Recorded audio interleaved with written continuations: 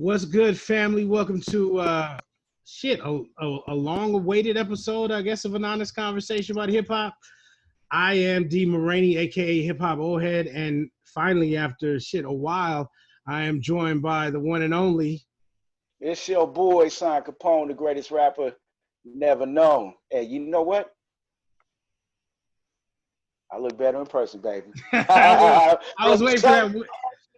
I was waiting for that. We in the building, but yeah. So finally, our ugly mugs are on this Zoom type situation. So to everybody who is listening or watching on YouTube, go ahead and subscribe to the channel on this conversation about hip hop podcast.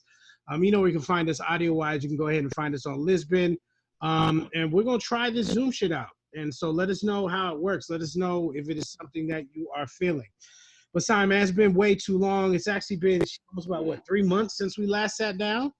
Hey, Corona locked us down, bro. Like shit, we was convicted of the Corona and shit. We was in here talking big shit early on, and then Corona came in, definitely locked down defense on us, shut us out for the rest of the series and shit. Got me hiding in the house like Debo is down the street and shit. Like, man, fuck that. Motherfuckers are tucking their chains. Outside? Yeah, motherfuckers are tucking their chains for real with this Corona. Hey, man. So normally we talk about hip hop and everything that's been happening. There's a whole bunch of versus battles that happen. Tekashi's home, all kinds of stuff that I would love to get your take on. But right now, with everything going on, you and I wanted to pull up and talk about the George Floyd murder and what has happened since. So you saw the show last week with our boy Mike, and you know, he gave us an insight from the justice system, so to speak, and just, you know, his insight of him having to work for the justice system, but also being a black man, a minority in the United States, and the things that come with that. So I want to get your perspective on this, Simon, because again, you have a very unique perspective in regards to this in a couple different ways. One, you know, being the offspring of someone who did some time.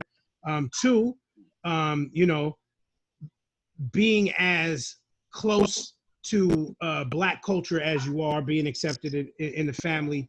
You know, if we can even say that nowadays, people want to say ally, but I ain't fucking with that. You know, you are I don't use those words. Ally's a bank. I don't use shit. Yeah, I don't use that when I'm you know, referring that to people. But you are somebody who you know, has been a brother now for almost damn near 30 years, you know what I mean? And has been in some of those same situations that the George Floyds, you know, the Trayvon Martins, rest in peace, everybody who has lost their life, everybody who's just been harassed by the popo. Many stories. We're just talking to your brother online about his first experience with the police. It was real. Yeah, it was real. Gang task force, man. Right, was it 8 years old, I think he was? Mm-hmm. Yeah, out on the curb barefoot at night. He said, man. At night. So, you know, this is something that hits home for you. So let me start there, man. What was when you first heard about this? When you first saw this, what was the mindset? What was going through the mind of Son Capone? Man, I actually, before hearing any stories or anything like that, I fucked up and seen the video first. So I caught the video before any stories or, you know, everybody got charged up, rightfully so. But I seen the video, and I mean, we live in an ADHD society where it's like, all right, give me 30 seconds of the shit. If it's 8 minutes, I'm not gonna watch the whole fucking thing. And the video that I seen was 8 minutes. It showed the whole act. You know what I mean? It was from the girl's camera. And I'm like, dude, I see the cop not resisting. He's got the knee on Floyd's neck. And I'm just like, you know, let him up, you know, and he's pleading and he can't breathe. And, you know, he's pleading. And then it goes on. I watched about 3 minutes of the shit. And I'm leery of watching people pass, you know what I mean? And I knew that he was going to die. I knew the outcome of the shit. And so I'm about 3 minutes in, and I'm just like, man, this shit is out of hand. And I was tripping because the other officers are just standing around. The little Asian cat is looking at the girl filming this shit, and just, you know, he's covering ground for homeboy with the knee on the neck. And it's like they're not even listening to George plead for his life. Completely, you know, just out of sight, out of mind. And I mean, with that being said, the officer did not maneuver. He did not make anything any more comfortable. He just held his position and, just got locked in. As a kid, when you're wrestling and you lock in on somebody that, that's fucking with you, you tap out, or you know when it's time to let go. He had no remorse to let go, and you didn't see it in his face as far as he did not move an inch. No. So you almost saw like a sense of pride, or like, I'm going to kill this man, and you are not going to do anything to stop me from doing it. Is what I felt when I first saw the video. It's almost like he was saying, "Film me, I don't care, because I'm about to take his life, and you're about to witness me take his life." It was almost like he understood what he was doing. Yeah, and that's what was crazy. Like I said, George was pleading, pleading for his life. He's hurting, he couldn't breathe and shit like that. And I fast forward the video because I'm just like, man, this, when does this go down? You know what I mean?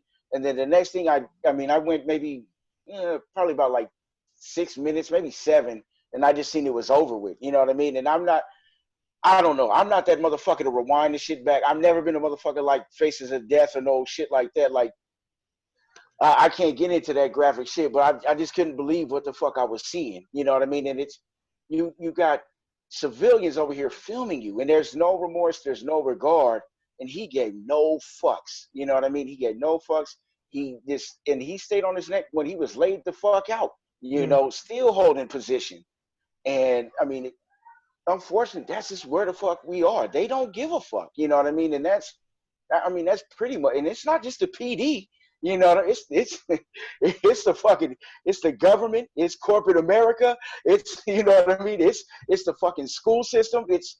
They hold that stance. Their fucking knee is in our neck, and it's not killing us in 8 minutes, but they're killing us slowly but surely, and that knee has been at our fucking neck this whole time. You know what I mean? And it's just sad. It's sad to catch the shit on fucking live fucking camera, like.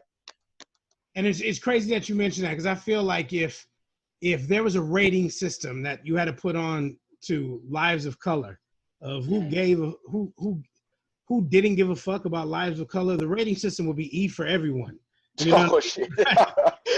It's in the game. It's in the game. You know what I mean? Because when it comes to us, and I'm Black and Hispanic, so I'm going to speak on both sides. But when it comes to us, it is E for everyone, because not only do they not care, but a lot of times we don't care about life either. Yeah. You know what I mean? So let me ask you, a lot has been said and Mike and I touched on this last week, to degrade Mr. Floyd's name. We had Candace Owen going in on live talking about how, he's not a martyr and how he's this convicted criminal, yada, yada, yada. Why do we glorify the bottom percentage of our people? They've shot links where, he was stroking some kitty cat in some videos.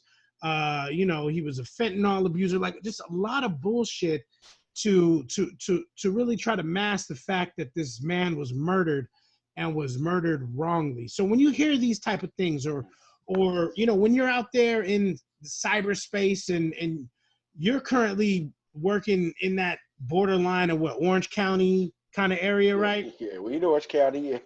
There's no protest over here. Right. So how is that? How is that while you're out? I know you're not out doing big things because of the Rona, but the interactions, how are those when you're out and about with folks? I mean, it is crazy because they're following and telling, with everyone else, with this bullshit and throwing, again, Trump set the precedent with the thugs and the looters and the shooters. You know what I mean? And that's pretty much the fucking theme. That's the narrative. So with that being said, it's and this is what the fuck we gotta understand as a people, because whether it's George Floyd, and we had this conversation before we shut this shit down for the Rona. Remember Kobe? You can be George Floyd or you can be Kobe. It don't. What did Gary Sheffield say? You know what I mean? That's all that fucking matter to these heathens, man. They're going to do anything to demonize who the fuck we are. And yes, we're not perfect, man. God did not make anyone perfect. We are, we all make our mistakes, and that's how we learn. Some people got to make deeper mistakes to learn even more. But we can't be judging him. He wasn't. I mean, he did time, but he was a law-abiding citizen when this shit went down. And more than being a law-abiding citizen, it's a fucking human being. You know what I mean? Like, you know, who can condone the death? I don't give a fuck what you did, unless there's only one thing that to me condones death, and that's if you're taking the lives of little kids through, you know, sexual abuse and shit like that. If you're taking the life of a little kid, then you need to go. You know what I mean? I mean, even if you kill someone, I don't agree in the death penalty, because two wrongs don't make a fucking right. Right. And whether you kill that person to get even, you're not going to get the justice of getting the loved one back. Right. You know, but you know, for them to condone the death and make excuses and try to tarnish the man, it does not excuse the actions that were taken that, you know what I mean, ultimately took his life. Now, let me ask you, and that doesn't validate it. Do you think the reactions would be different if there was no looting? Not so much protesting, but would you think that if people were, if no looting had happened, do you think that people would react differently? Or is that just a pile of BS that people use to justify really how they feel in regards to how, you know, people of color are treated by the police? Oh, no. I mean, again, it's non-existent to them. You know what I mean? And looting, what looting does is allows them to go ahead and speak on it out loud. You know what I mean? Because they wouldn't speak on this shit normally. You know what I mean? But what it does is allow them to be able to voice their opinion and publicly without, you know, having any recourse. You know, so it's like one of them sneak punches. You know what I mean? Remember? That's how bitches get handled. That's how bitches. And the story behind that is just, you know, there was a fight when we were younger, and they were swinging, but behind somebody. And then, you know, that's how bitches get handled, and they go hide behind somebody. That's, you know, it's basically what the fuck it is. It's you know, what we call it sneak dissing, but you know, it allows them to be vocal. Yeah, it is sneak diss. You don't, I guess in your mind, you don't look like such a racist if you speak after, you know, something that you can condemn. Where if it's just the peaceful protest, which is bullshit as well, because when Kaepernick and folks were kneeling, there was an issue with that. And now that, you know, folks are looting, and again, for the record, from what we're seeing, yes, African Americans were involved in certain pockets of this, but the majority of this was done by people who are definitely not. Hey, the original looters, D shit. Hey, them motherfuckers got. Hey, you know what? Hey, you gotta. This is the hashtag of the show. The generational looters. The generational shit. Looters. Hey, looters Park for real, huh? Hey, for real. You know, you put that on the road, shit. But no, but go ahead, son.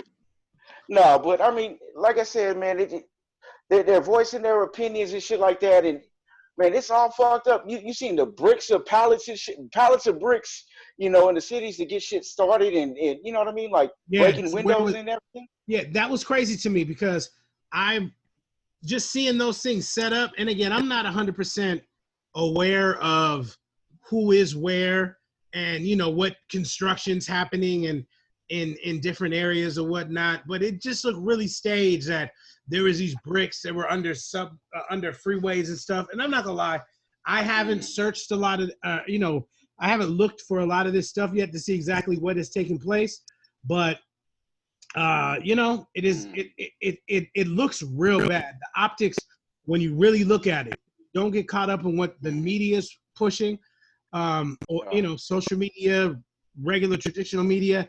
And when you only really look at the details, you know, it does look like it is some sort of organized, you know, event in what, you know, not saying George, there's people out there on this BS that, oh yeah, George Floyd's murder, the Democrats set it up so that way they could take the Illuminati and all this other shit. Yeah. Hillary Clinton's trial or some shit like that. Here's the sad part. We don't care about Hillary Clinton's trial. We don't. We just really, because there's other shit going on. The economy is failing. Yeah. You know, we got people dying every day. The Rona is not, you know, the Rona ain't going nowhere. You know what I mean? So the Hillary trial, we're not really tripping on that. You know, I haven't heard anybody, seen anybody, you know, nah, we're not worried about that. So that's some BS. But just with again, the things I'm seeing, the people breaking into some of these stores or breaking the windows or starting some of this stuff are not African American, are not dark-skinned Dominicans, are not dark-skinned generational looters, homie. Looters Sparks. They done hit Cuba and found the Indians and shit. You know what I'm right. This is definitely not people with melanin in their skin who are doing the majority of this BS, and then again with the bricks and shit. So I mean, personally, I think it's bullshit. But you see how they depict this shit, and that, and then with the spray painting and shit like that, and motherfuckers misspelling shit, like they are making a mockery of motherfuckers. You know what I mean? Right. This is the shit we gotta do daily. You know what I mean? And not just with the fucking riots, but you know what I mean? Like, motherfuckers that don't think we're intelligent, and man, just anything to go ahead and demoralize or not give us any kind of credit or respect. And it's terrible, because I'm gonna tell you like this, and I had thought about this, is if this was a fucking dog getting a knee to the back of the neck, man, this shit would have been everywhere. There, you know what I mean? Like, motherfuckers would have went livid.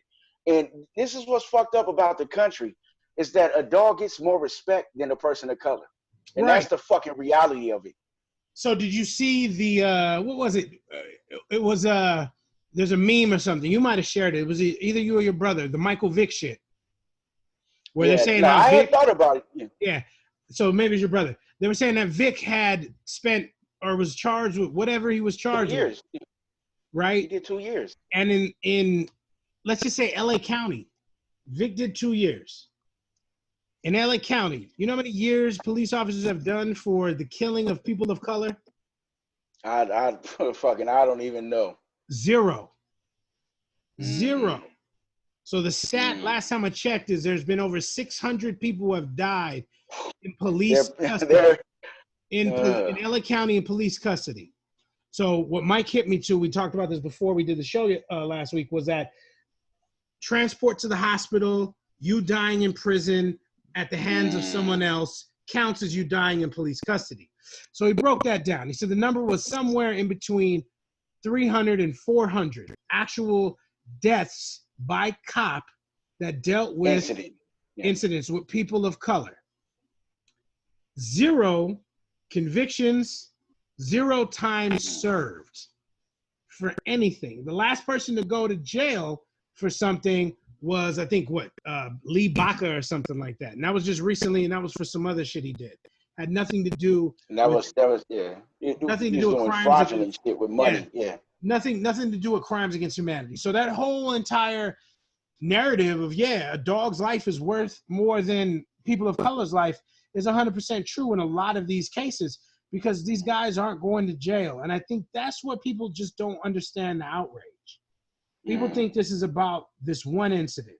And, I'm seeing, Sharpton, today they laid, today they had a service for Mr. Floyd in Minnesota. Sharpton was there and said that George Floyd was going to help change the world. And his daughter echoed some of those same sentiments. And he's definitely going to be a part, his death will be a part of that agent of change when it comes to, the world in its totality. But I just think this has been bubbling up for a long time. And the series of events with, the young brother, was it Aubrey was his name? That was shot. Man, the brother in Georgia, the Georgia. Yeah. If his name's not Aubrey, I apologize, people. Bro, and them cats were they couldn't file or find any charges against him or some shit like that. But it might have been some fake fucking news. But what ended up happening is what they found out is the father. So there's 2 people who committed this murder. The father is a former police officer, but also is a Klan member, allegedly. The district attorney. Double trouble with shit. The district attorney he was really close with, so they didn't press any charges. And then so today they had a hearing, and one of the witnesses, possible defendants, I guess he might have turned on them, but he stated that not only did they shoot him, but they had hit him with the truck previously. And when he shot him, the son, with the rifle, he then stood over him and called him a nigger. Yeah. So again, the narrative was unknown African American man jogging in this neighborhood. They have the phone call. And the phone call says, "Hey, he's in the house. Where did he go? He ran down the street. I'm gonna go ahead and follow him." So it's just further examples of them not really caring about us. The bird watcher, a brother who watches birds, not Larry Bird. Of all things, yeah, shit. Tweety Bird, Not fucking. Tweety Bird, not watching people at the Golden Bird. A brother who ventures out into the park with binoculars and a bird manual and watches birds had to deal with the situation with this crazy lady. You know, I fear for my life. And then there's another lady just recently, she's making threats against me and my children.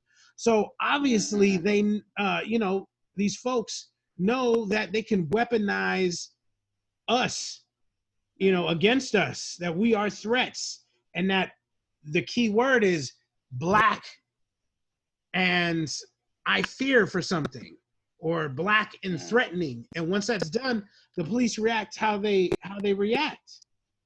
They treat it like it's a terrorist situation. You know what I mean? And if anything, it's probably faster than a terrorist situation, as far as the response. And then today, just maybe about half an hour ago, Trump shot off a letter calling the protesters terrorists. Not using that language when they had the crazy shit go down in Ferguson and dude ran over some people. None of that. You know what I mean? There's some good people, there's some bad people. He came out today and said the people who are protesting in D.C. are terrorists. So the language is there. The intent is there. The narrative, man. And the narrative's there. At the end of the day, they don't give two fucks about us. So let me ask you, what do you think those that do care about us can do to support the movement? I know everybody a couple of days on Instagram blacked out their Instagram account. Ben and Jerry's has said some very strong things.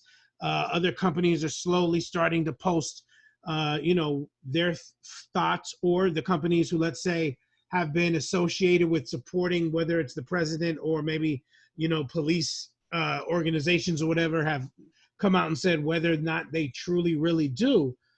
So, again, as somebody who has been able to be in the inside and look out, where normally it's people on the outside trying to look in. Yeah. What is your advice, for those folks who might be pigmentedly challenged at this point, and then really just want to, support? I mean, we got to embrace. We got to embrace our brothers, and we got to embrace our sisters and kids, and understand what they're going through.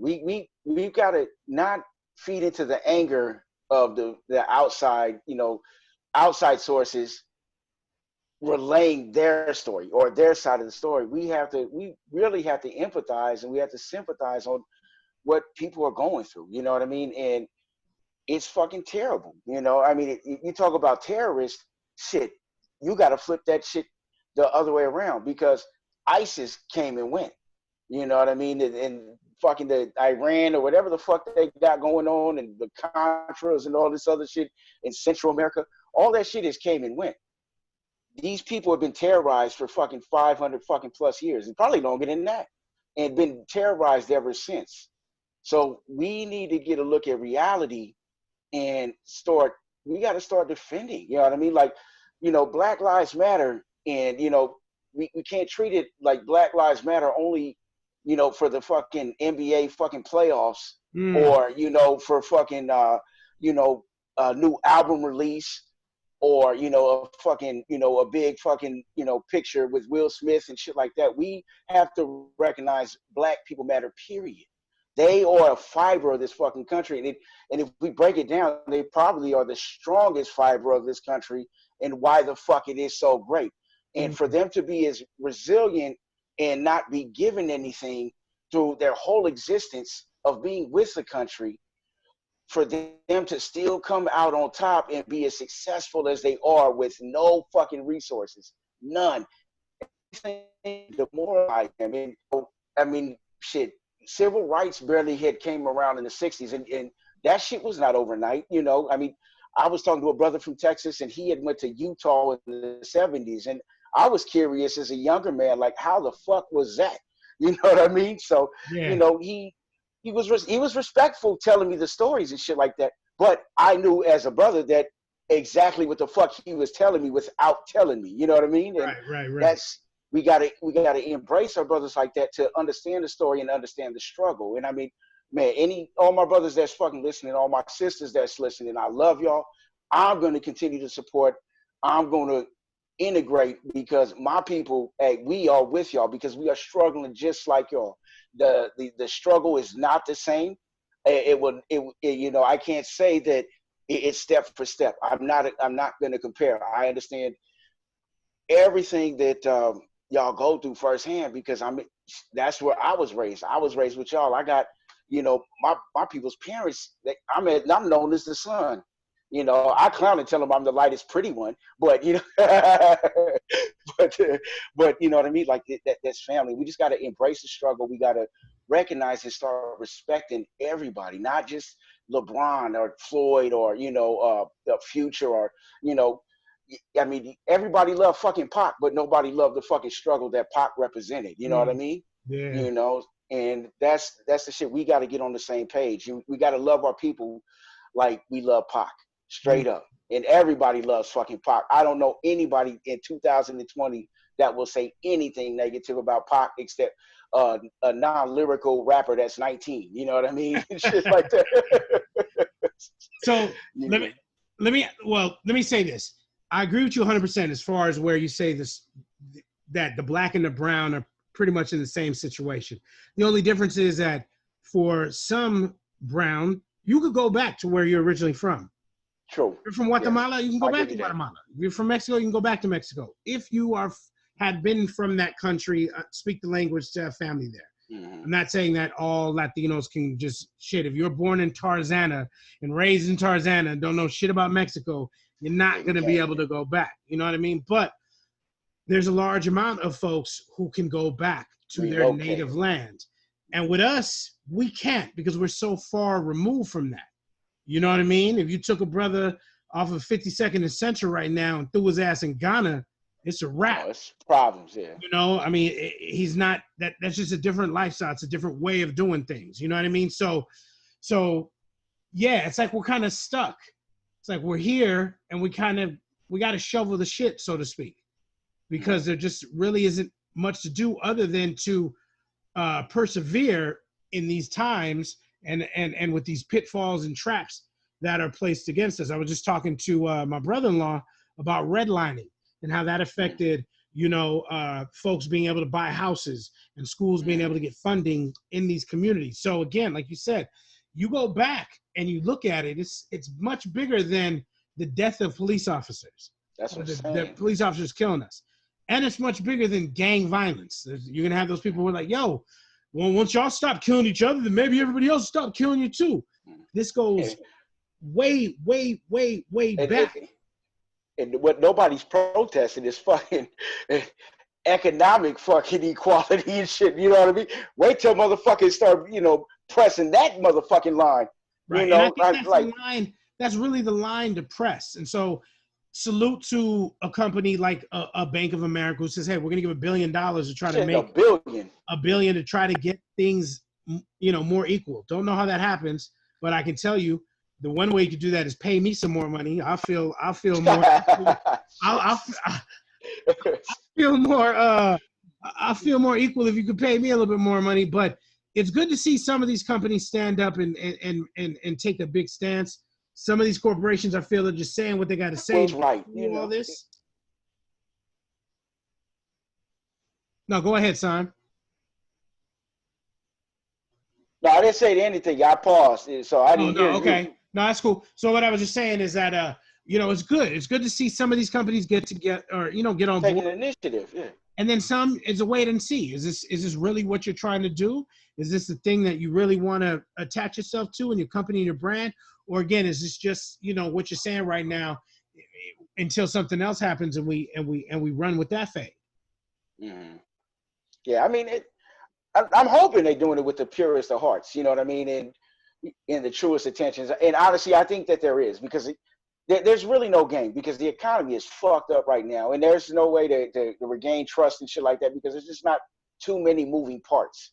You know, with the Rona and everything like that hitting before all this popped off, you know, there's really nothing to really invest in. You know what I mean? With the stock market, I know that it's up and down, but they're saying that it's up and down, and you can still get some money, but you really have to pay attention. You just can't set it and forget it like a lot of folks like to do.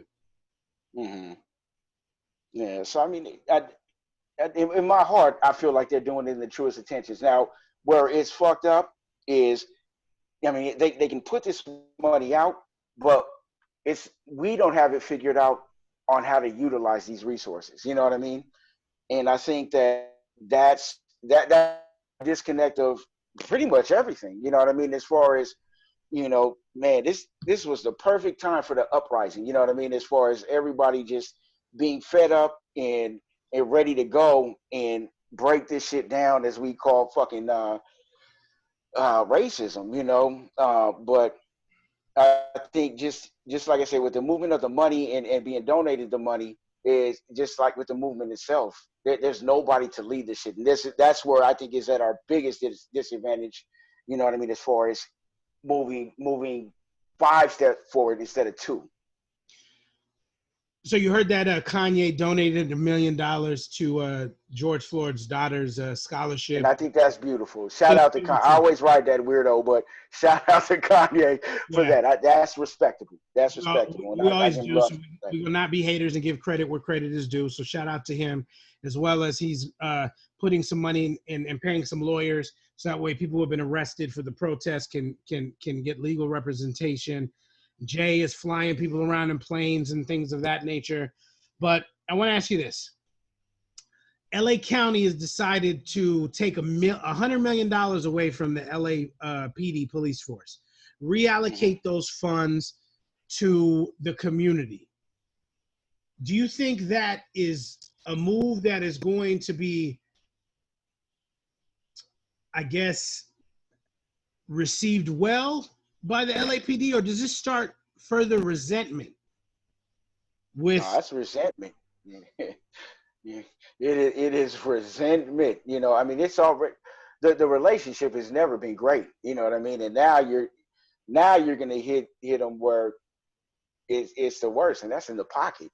Right. So you know, I mean, you're out here riding and shit, and you know they feel that their lives are in danger trying to control all this shit and all this movement, so they're not happy about that. And then you're, like I said, you're dipping into whatever their pension or wherever the fuck LA is acquiring the funds from.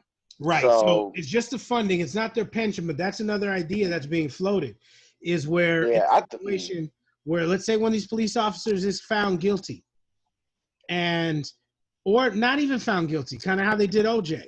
I'm gonna come for you civilly, and I'm gonna get some money from wherever I can get some money. Do you think that needs to be how we start attacking these police officers and these I guess police forces that allow for this to go on? Because the Derek Chauvin dude, or whatever his name is, he has a long history of violence and complaints against him, and of course they turned a blind eye to all that. Do you think if there would have been a lot of money on the line, or just, hey, I'm this police captain, and my pension is on the line for this asshole who's out here maliciously hurting people? Do you think that changes at all how the boys in blue police their own? It would. I mean, because again, that's how you affect them immediately. I mean, what would change them more is if they were fucking tried as criminals, for these criminal acts that they're doing. Right, but right. I'd rather have that any day than having to pitch their pension. But I think that with the pension, as far as I think with that department, I think that pension, I wouldn't say should have to be responsible for 100%, but I think that there should be some kind of accountability with that pension. So then, therefore, you got 3 other officers watching what this fucking idiot is doing, that they'll go ahead and do what's right to protect not only their families, but their pension and other officers' families and their pensions as well, and doing things with integrity. So I like the idea. I had thought about that a while back. Like, how the fuck can we have them be accountable since they're not criminally accountable? It's either that, or I think if it's not the pension, I think that if they get found of doing anything or any criminal acts, that they should be charged twice as hard as a felon with 2 strikes or something, because they're abusing their power, you know. And I with like that power, we're giving them responsibility to go ahead and protect and serve. And with that, they're not protecting and serving; they're abusing the power. So I think that they should be held more accountable than the average civilian on the street, because they know the fucking law. So stakes are most higher, civilians yeah. don't know the law. I wonder So if I think. I'm sorry, I didn't mean to cut you off, but I wonder if, just like in California and other states, where if you commit a crime with a gun, there's additional charges. Most police, most police crimes are normally done with guns or weapons. So then, should there be those same type of charges that are tacked on? Because normally, when you hear about a police officer, they're just charged with murder, manslaughter. You don't hear about some of the other things that you hear about with regular civilian criminals. So yeah, I like that. I like that thinking, sign. That is actually, I'm gonna write that down. I wanna holler at Mike about that. But that is a good. That is a very good. Yeah, it should be a stiffer penalty. You know what I mean? Yeah. A stiffer penalty, definitely. Because again, we're giving them the rights to all these liberties to protect us, and they can fucking run red lights and park in illegal handicap spots and shit that we can't normally do, and that's understandable. That shit don't bother me, but they got to be held to a higher standard, because these fuckers are strapped. They're packing guns just to, throughout their whole work shift, and even when they're out of work. And you're policing us. So you obviously have the authority to pretty much roll up on anybody. There's that video floating around of that brother who gets hemmed up by a couple police officers. They look in his pocket. The video says he was an FBI agent. I didn't hear any of that, but they see that he's not the person that they thought he was, and they have to go ahead and let him go. So obviously we know that's their mindset. We've been coming from a studio rehearsal and pulled over on the freeway because what are we doing over here? You know what I mean? Like, so we was watching backup dancers, motherfucker. Hey, we wouldn't know there was backing steps together. 1, 2, 3, 4, or was it 1, 2, 3?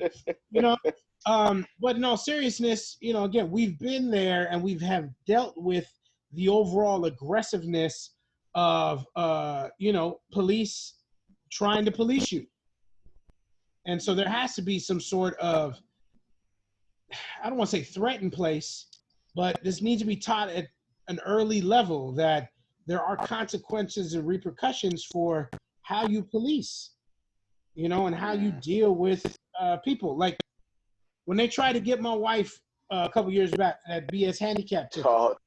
Thug life. And I tried to talk to dude, and well, I don't work for you. No, actually, you do work for me, because I pay your check. My taxes come. Yeah, so you do actually work for me. So let me speak to your supervisor, so I can voice my opinion. I had to put my little Karen hat on.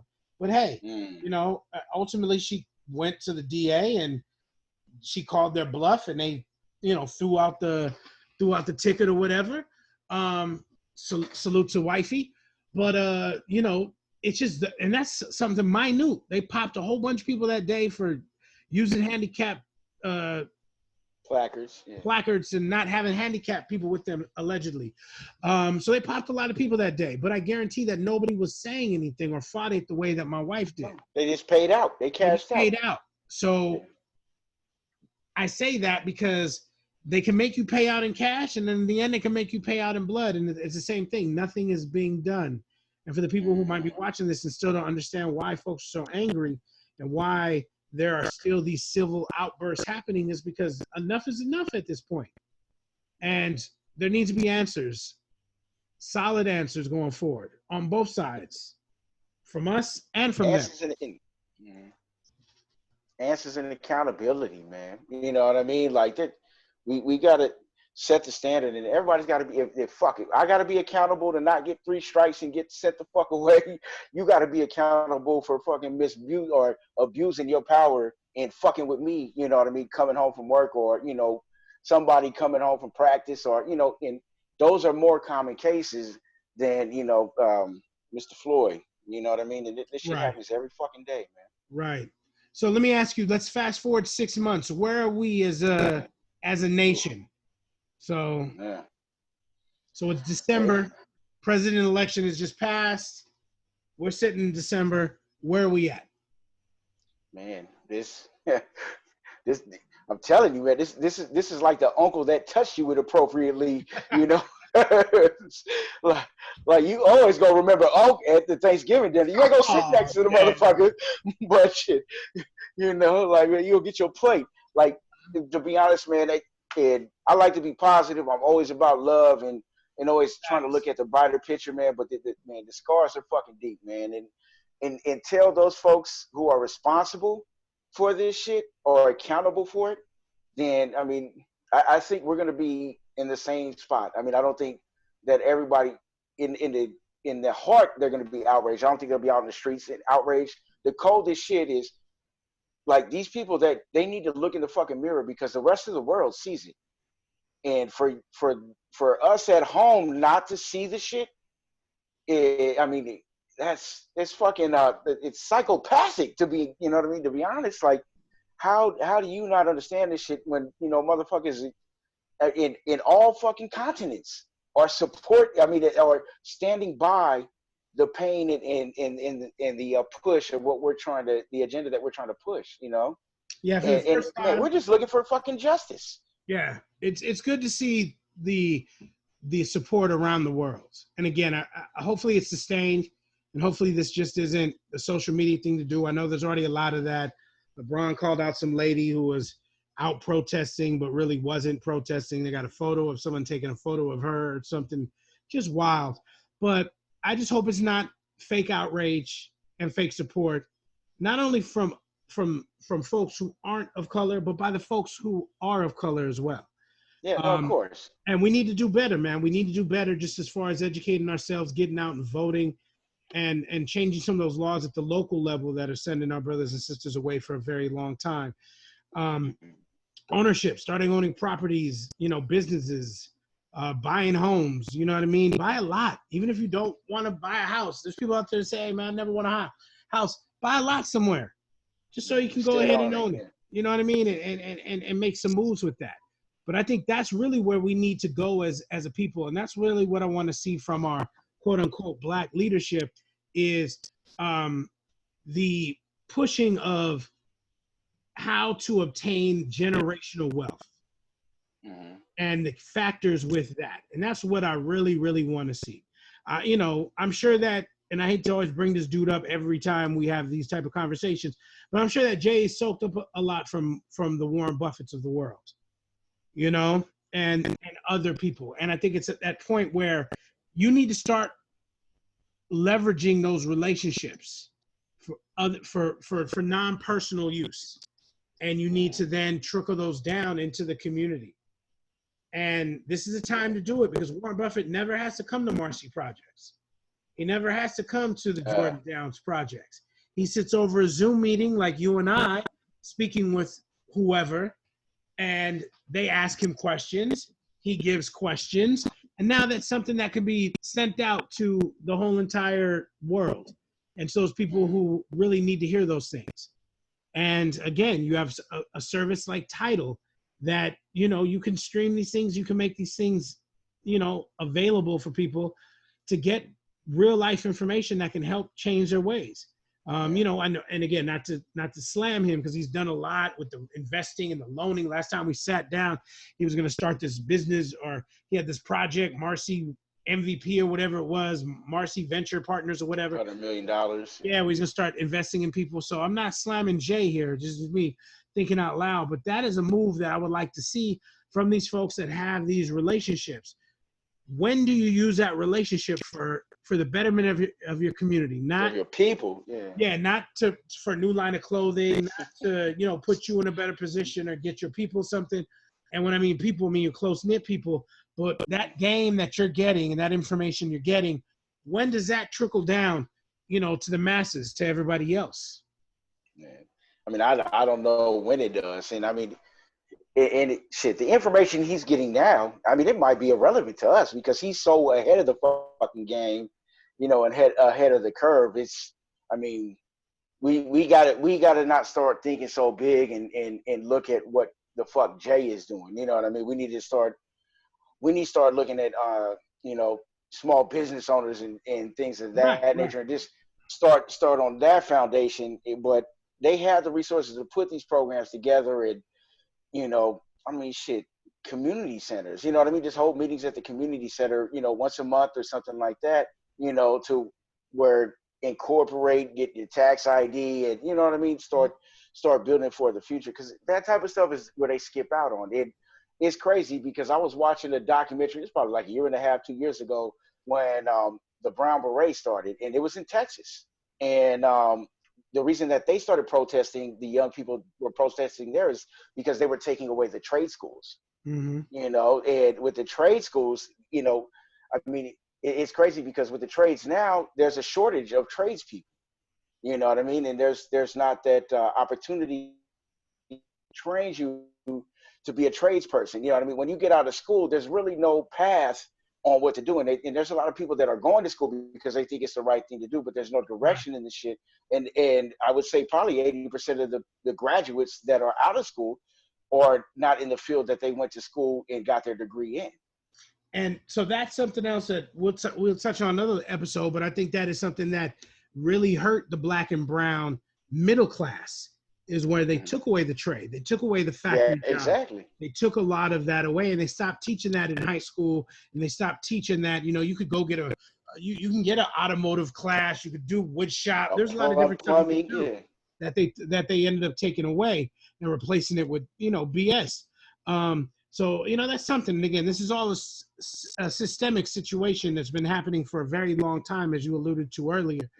And it's just, it's time for us to be smarter about how we combat it. We have to form our own system in order to go ahead and fight the system. Individually, we can't do this. Pockets can no longer fight the big system. It's never worked, and it's not working, and we need to find a better way to go ahead and do that. But just to end what I was saying, about Jay and folks like that affecting positive changes, you take a community like Leimert Park, right? Mm-hmm. Imagine if Jay-Z brought in his business folks just for a month's time, and you went in and spent some time, some consultation with each of those Black businesses. Kind of like, what's my man, Bar Rescue or whatever? John Tafferty or whatever. Yeah, Tapper, whatever his name is, Tafferty, whatever. Imagine them coming in and doing a business rescue. And I'm not saying that all the businesses in Leimert Park that are owned by African Americans aren't doing well, but you don't think that they would let someone come in like a Jay or his people who have a certain business acumen and are dealing at a much higher level and can put them on game to some things, not only about how to just run your business, but again, how to set up your accounts, how to handle the accounting of business, strategy, marketing, things of that nature. Just him coming in and being attached to that for a little bit brings so much focus to areas, communities like that the non-African Americans are going to want to go hang out and, Jay-Z drink tea here. I want to go. Jay and Beyonce were here at Leonard's. Let's go down. You know what I mean? Like, I think that's, again, is those relationships is what we really have to start calling on, to really help strengthen, because I don't think the federal government's coming to help anytime soon, especially especially if 45 gets another term. Shit. I just don't see that happening. So, it's sink or swim for us. And it's at that time where we really need to be more unified, and we really need to share the relationships that we have with one another. Too many of that homie hookup mentality where, hey, don't tell nobody, but I'm going to do this for you. Hey, man, I heard you do this. I'm trying. Nah, I don't know what you're talking about, bro. Not me. Bro. Yeah, bro. I know what you're talking about, bro. Not me. Nah, man. Nah. It's just unfortunate, man. So we'll make sure that we connect to talk about this, but we also need to connect to talk about some of this crazy hip hop shit. Bro. Before we go, you did. Now, how long has Tekashi been home now? A couple weeks, right? Almost a month? Probably a month or so. I mean, well, I don't know about home because they chased the little fucker out of his house in 3 days. But Well, he's dumb sharing shit on Instagram, so kids from the suburbs can go ahead and repost it. But what was the over under on him getting clipped? What did you have? How long did you think it was going to take before I thought it'd be. Well, it's a new generation, man, and they don't ride like they used to. You know what I mean? I mean, hey, I don't think he's going to get killed. Like he does have a death wish, but I'll tell you like this, D. This ain't the same generation that what I mean was prior early 2000s, late 90s, and prior to it, I would say the 80s. You know what I mean? Like this is the George Zimmerman is still walking and eating at Denny's. Pause. Facts. Facts. So I mean, like I said, everybody talk this rah shit, but that's the problem. Everybody talk, you know what I mean?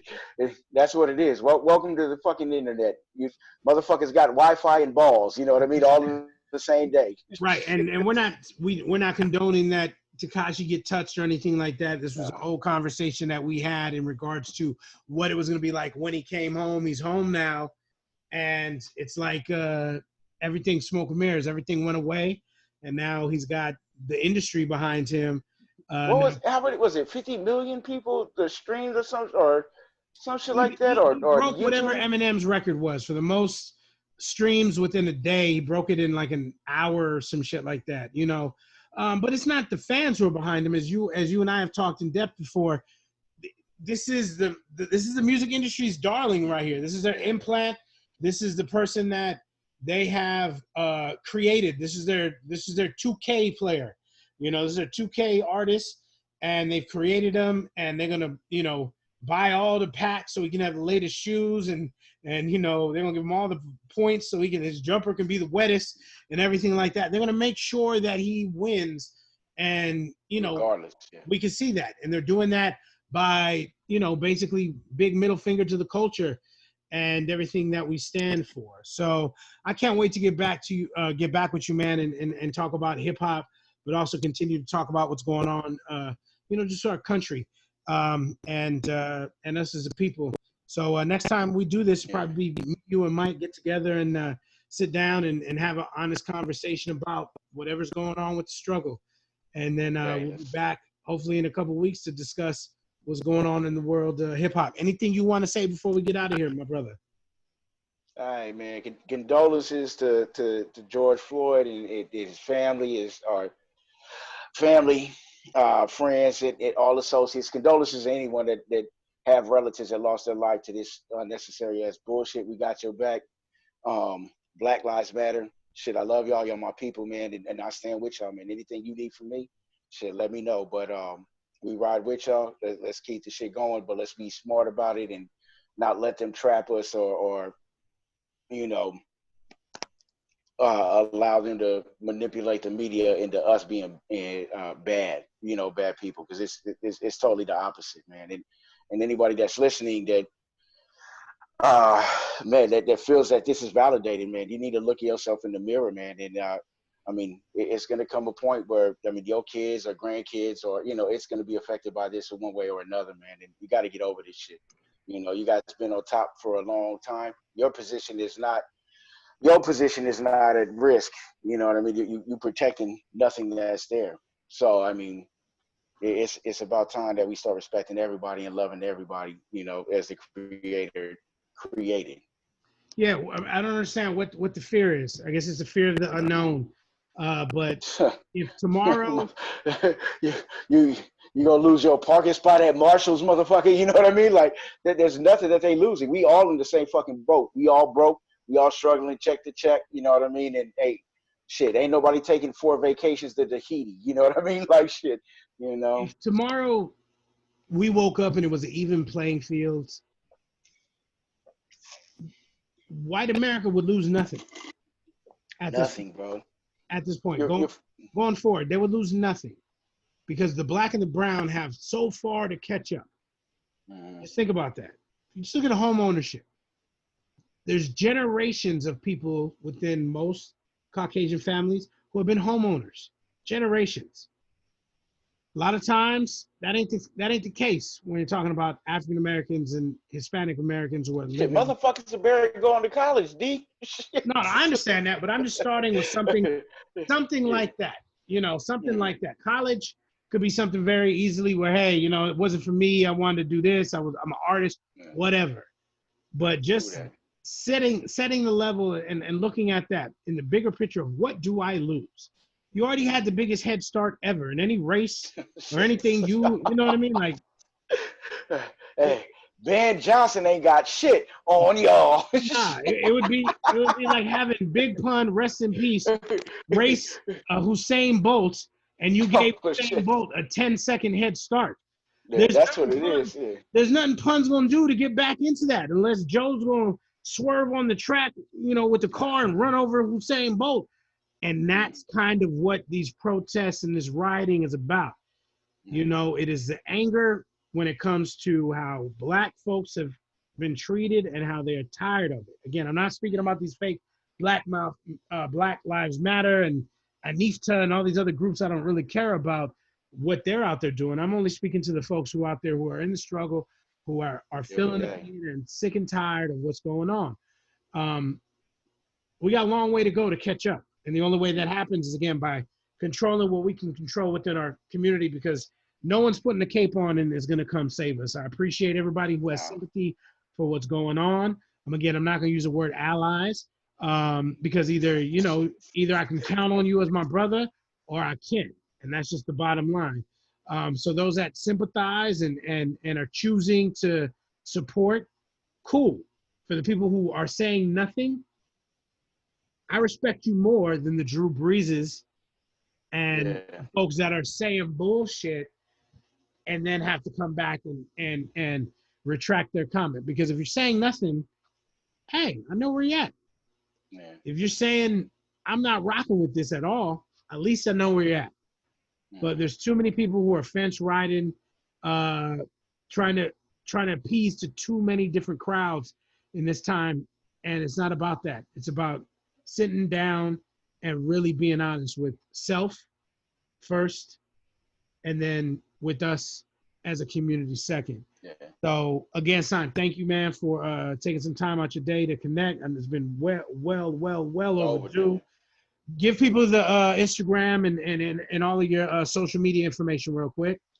Man, it's Sign Capone, SIMKAPONE. So Sign Capone, both Facebook and IG, the real Sign 1 at Twitter. At Twitter. Thank you, my brother. So again, rest in peace, George Floyd. Big shout out to everybody who's checking us out right now on YouTube or listening to the audio on Lisbon. Our niece graduated today, and it's her birthday. Congrats, Lala. Yeah, so congrats, Lala. Happy 18th birthday. Graduated high school. We are tremendously proud of you. Your father is definitely smiling down, giggling, happy because his baby girl has graduated high school and now is moving on to the next chapter of her life. So salute to you, baby girl. Hey, son, send all your people my love.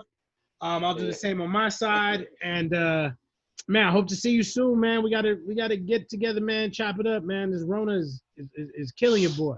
I'm telling you, man. Shit, I'm sitting in this motherfucking four-corner walls and shit. I ain't held that and shit, but man, when I'm alone in my room and shit, like fuck, I gotta stare at the wall. You're staring at candles, huh? Mine is playing tricks on you. Yeah, you know shit. And now she back with her mother, and now I realizing that I love her. Shit. Man, but on that note, let's go ahead and wrap it up. Again, I am your boy D Moraney, aka Hip Hop Old Head, and you are Sign Capone, the greatest rapper never known. Almost fumbled. It's been so long since I've done this shit. I'm like, man, I'm forgetting the cues and shit, fucking up. Hey, that's right, like riding a bicycle, baby. We'll get it back. So until next time, it's been an honest conversation about shit, everything going on in life, and we'll talk to y'all soon. Be safe. Yes.